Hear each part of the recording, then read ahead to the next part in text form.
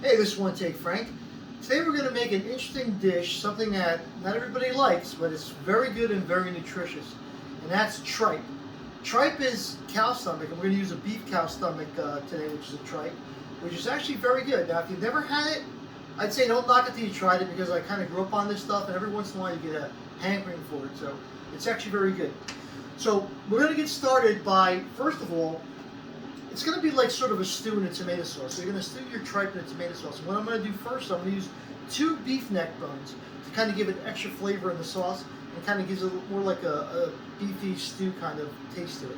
So I'm going to take my 2 pork neck bones, and I already got my pot going with a little olive oil. I'm going to just brown them in olive oil in my pot, right there, just like that.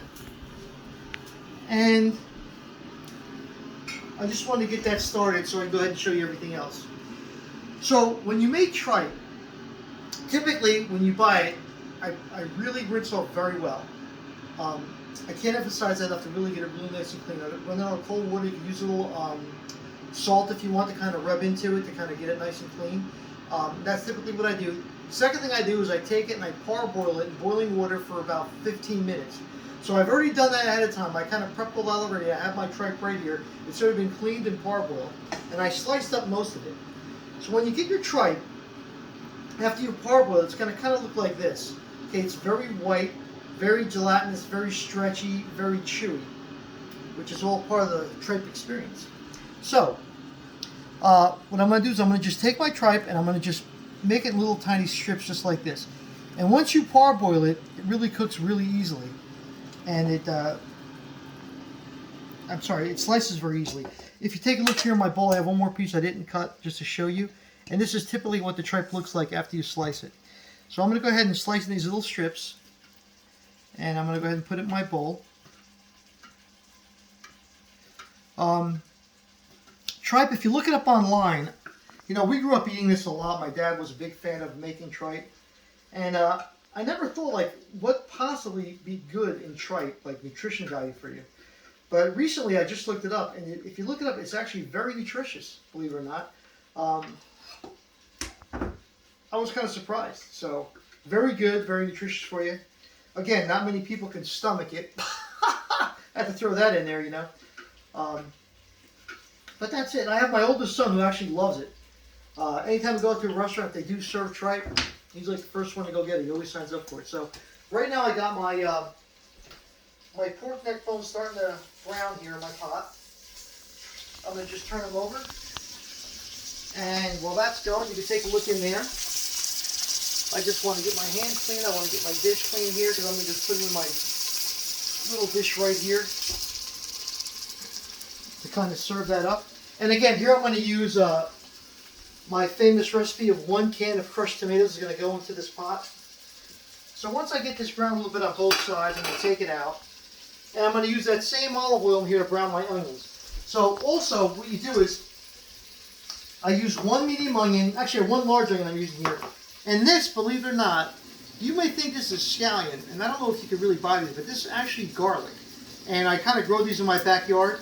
So this is season now, they start coming up. And I kind of just slice it up really thin. If you could find this, that'd be great. Oops, kind of splashing all over the place here. If you could find this garlic, that'd be really good, but typically it's kind of hard to find. I don't really see it anywhere. I find scallions, but I never see garlic like this. If you can find it, it's actually good. It's very flavorful. I use a whole green stem, which is very good. So just to give you a quick thing, 2 beef neck bones is what I'm using. And this is about close to 2 pounds of tripe for this recipe. And 128 can of crushed tomatoes. Alright, so I'm going to just put my scallions right there, or my scallions, got me calling them scallions out. My garlic right in the pan. My beef neck bones are just right. I just want them browned on both sides just like that. Came out perfectly. Okay, that's what you want it to look like. If you don't want to use beef neck bones, what you can use is, sometimes I use like chuck steak. I just take maybe about a pound of chuck steak. I slice that in little strips and I use that in here. I'm going to add my onions right to my pan. my pot right now, and the garlic.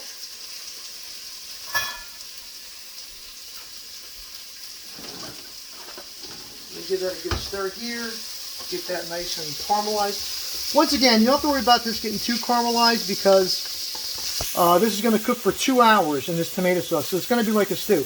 Again, once you bring it to a boil, you're going to just start to simmer it for 2 hours. And I got to tell you, this is a really good meal. If you like tripe, this goes with great with a good piece of crusty Italian bread. Maybe a side of broccoli rabe. As you know, broccoli rabe, one of my all-time favorite vegetables. Okay, so I got my onions here going a little bit with my garlic. Smells really great. One thing I love, especially in this, again, optional for you, but crushed red pepper really does a trick in here. Gives that spice it needs. I put a lot. I do like it a lot. If you want to, typically in the summertime when my garden's growing, I get these long green hot peppers. They call them hot Portugals. I don't know. I'm sure they have other names, but these are typically the ones I buy. And I usually slice one of those and put them in here instead of the crushed red pepper to give it that spice. Well, I probably put like 3 of them in here really, but okay. So this is going pretty good. Doesn't look bad. I'm gonna go ahead and put my crushed tomatoes through my food mill.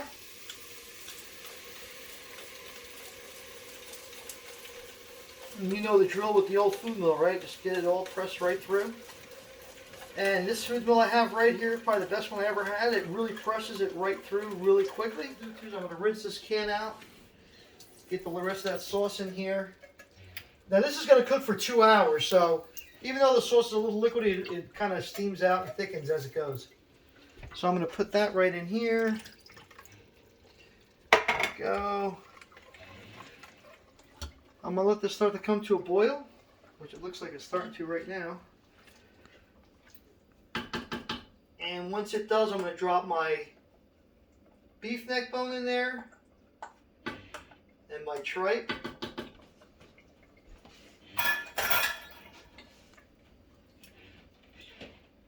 So if you take a look in here, there's not a whole lot of sauce in here. It's going to all kind of thicken up with the pork neck, the beef neck bone, and with the tripe. So I'm going to let that go for just a second. Keep that covered. Bring over my tripe.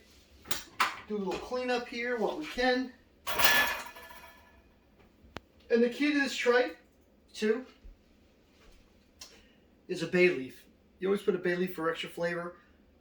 I don't know exactly what the bay leaf does, but I know we always did it, and it really does it. If it's not in there, you definitely miss that taste of the bay leaf. So it gives a nice flavor to this tripe as well. So I'm going to leave everything right here on the side. All right, there we go. It's starting to come to a boil now. So what I'm going to do is I'm going to drop in my 2 beef neck bones. Flavor here. Drop in my tripe.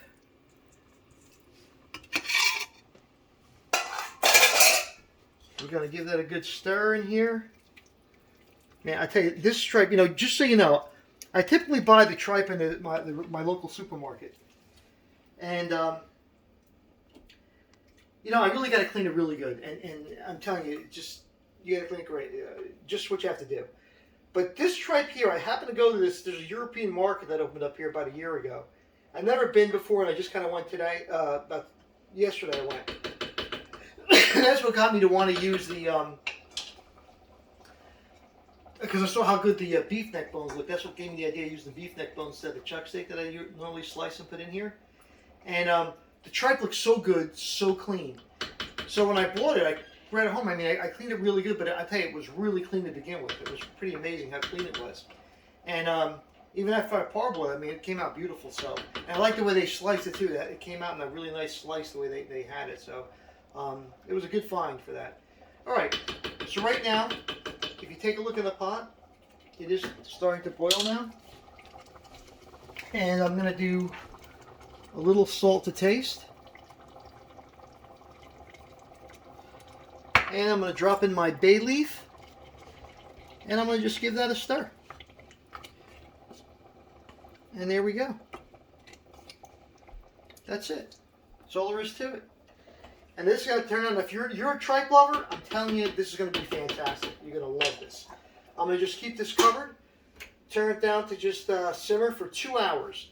And we'll be back in 2 hours and give it a taste and see how we did. Okay, we're back again. Our tripe is finished. And I'm going to go ahead and plate it. Just hold on right there. I had some time while this was cooking, though, to do a couple things. To run to the farmer's market and get some fresh bread. And to make my favorite vegetable, broccoli rabe, that goes great with this dish. So hold on 1 second while I just play a little bit in this bowl here.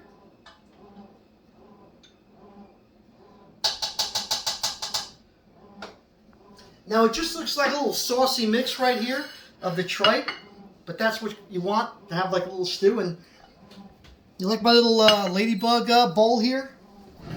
We've got so many bowls.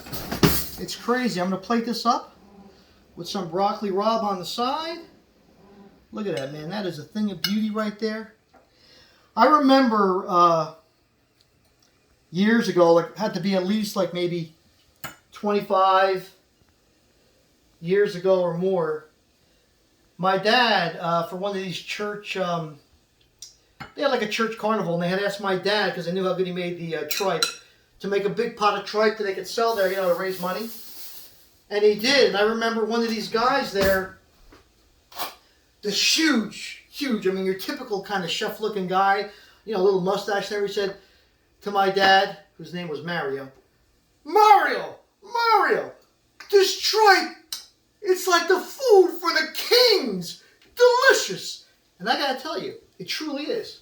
So there's my tripe. There's my broccoli rabe. Ooh. Here's my delicious bread right here, just like that. Now that is a feast to behold. I'm going to get myself a little fork right here. And I'm going to cut myself just a thin slice of bread because I don't want to ruin that beautiful presentation right there. And I'm going to try this tripe right now. Here we go. See, that's what it's going to look like if you get a close-up look at that, Jonathan. My cameraman. That's what it's going to look like. Little strips of tripe like that. Ready? Man, no kidding. That is cooked to perfection, as always. And this is why I have a lot of sauce. Because that sauce is perfect for dipping. That beef neck bone gives a nice rich flavor. A meaty sauce, like a meaty stew. And that bay leaf, again, adds flavor to it. Let me just ask Jonathan, who's never eaten tripe before. John, back there on the camera, you want to just try a little piece of this bread with the sauce? Let me just give it to you, and let me just give me a thumbs up if you think it's good. Now, he's a kid who never had it before. Now, notice it's spicy. Yeah, it's good. Yep.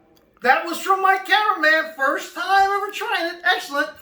Now, it just so happens that right behind me is my mother, who's watching this whole thing, and I'm going to give a taste to her. She is truly the tripe tester of them all. Here you go, Mom. Give it a shot. Good. Good? You sure it's good? It's not too soft? Not too tough? No. You sure it's perfect? Very good. Very good. There you go. And that's coming from a son who never cooked it before until I just started learning how to do it myself. You know, I'm going to tell you something about cooking. No one ever showed me how to cook. And I don't know if you think these meals I'm making are good or not, but I think they come out pretty good. My family likes it. My friends like it, so I'll take it from that. But I'll tell you this. My parents never showed me how to cook. I just kind of watched them. And it's sort of like the Karate Kid. If you ever watched the Karate Kid, you know, Mr. Miyagi never showed the Karate Kid how to really do karate, but he showed him how to put the wax on, wax off, whatever, brush that floor, all these things he made him do. And at the very end, he's like, yo, when are you going to start showing me how to do karate? And he started throwing punches out. Next thing you know, he started doing karate. It's just like me. I've been watching my mother and my father cook all these years. And here it came naturally. So, listen, this is One Take Frank. I highly recommend, a great dish to make. If you don't like tripe, give it a shot. Cameraman Jonathan said it was pretty good, so it's got to be good. Listen, till next time, if you like this video, definitely subscribe to the site. God bless you guys, and I'll see you next time. Have a great rest of your day.